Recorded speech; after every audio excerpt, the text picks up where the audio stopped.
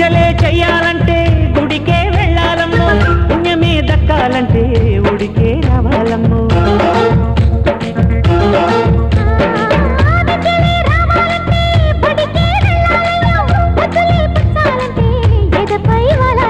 చిన్నారి బుక్కల్లో పొన్నారి పొంగుల్లో చెయ్యేసి తడితే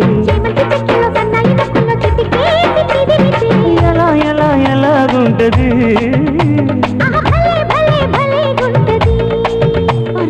ఎలాగుంటది ఎలాగుంటది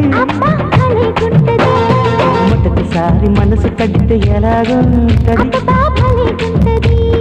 మొదటిసారి ముద్దు పెడితే ఎలాగుంటది, భలేగుంటది.